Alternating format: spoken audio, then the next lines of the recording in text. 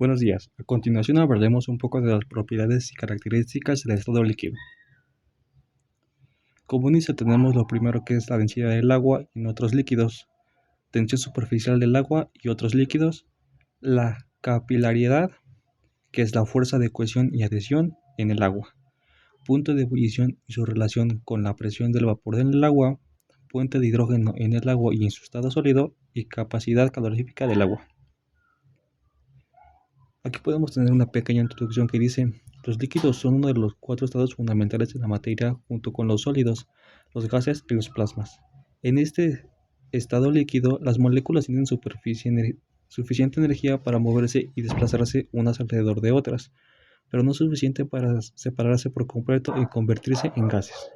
Esta propiedad les permite adaptarse a la forma del recipiente que los contiene y mantener un volumen constante. A continuación veremos unos claros ejemplos sobre qué es la densidad del agua y de otros dos líquidos. La densidad del agua es aproximadamente 1 gramo sobre centímetro cúbico a 4 centígrados. Eso significa que un centímetro cúbico de agua tiene una masa de 1 gramo. La densidad del mercurio es significativamente mayor que la del agua, alrededor de 13.6 gramos sobre centímetro cúbico.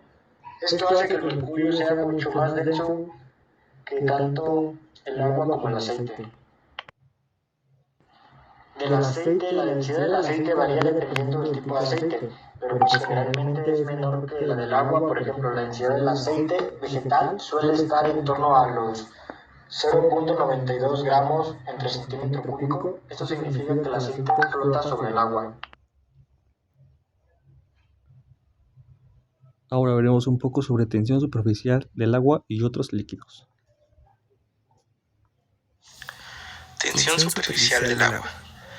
Nos habla sobre la cantidad de energía necesaria para aumentar la superficie del agua definida por unidad de área.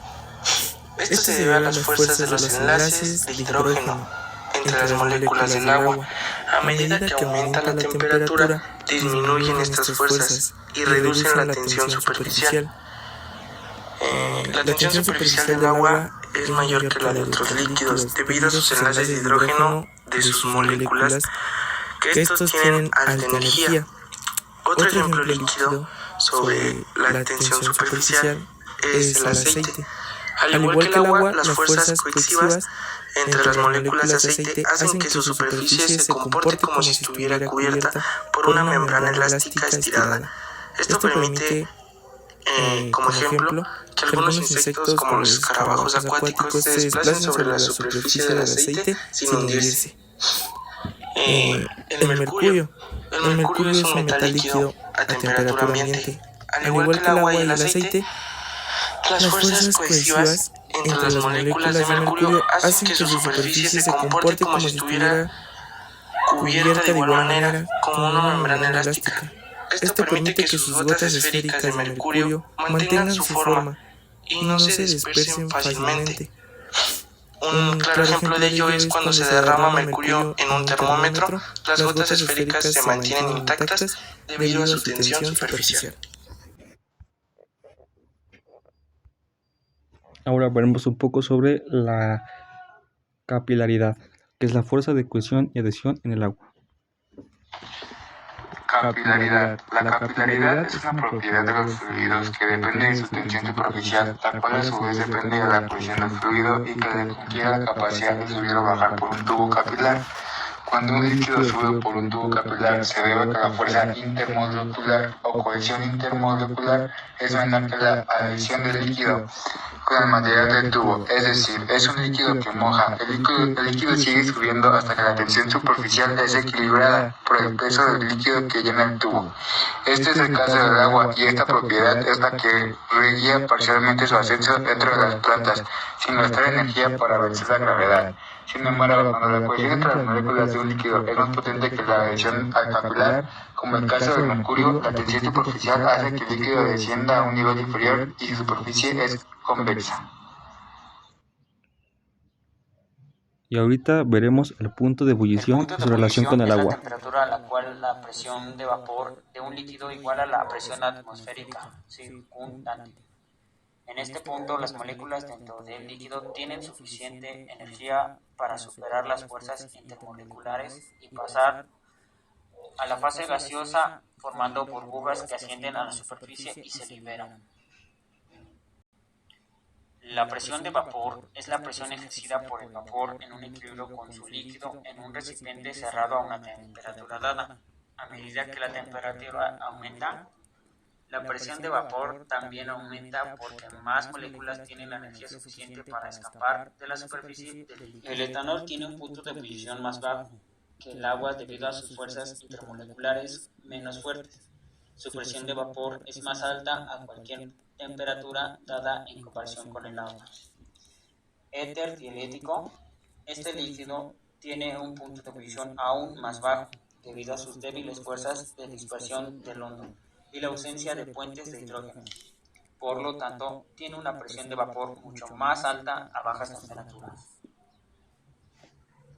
En resumen, el punto de ebullición y la presión de vapor están directamente relacionados. Cuando la presión de vapor de un líquido igual a la presión atmosférica, el líquido hierve. Líquidos con fuerzas intermoleculares más débiles tienen puntos de ebullición más bajos y presiones de vapor más altas.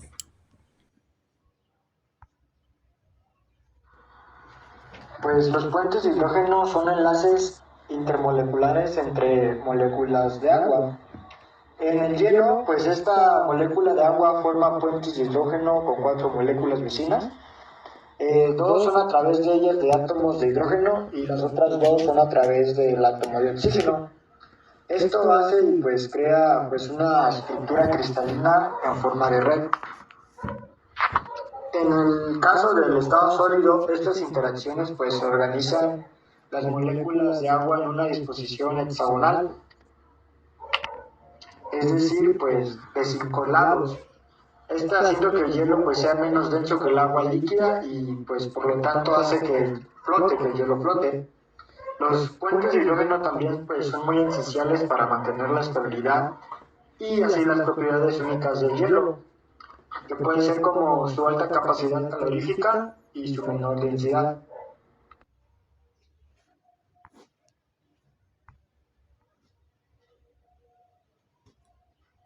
Capacidad calorífica del agua. El agua tiene una capacidad calorífica específica alta, lo que significa que puede absorber o liberar grandes cantidades de calor sin experimentar grandes cambios en su temperatura.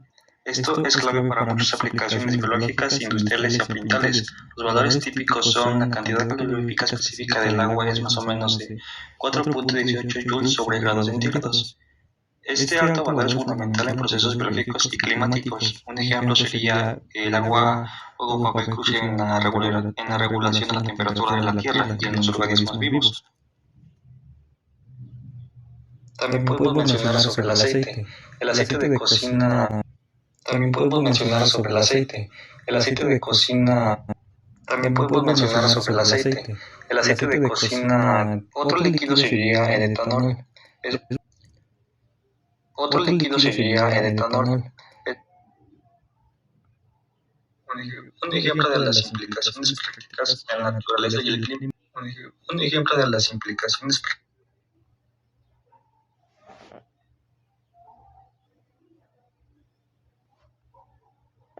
Sin más que decir, gracias por su atención y excelente día.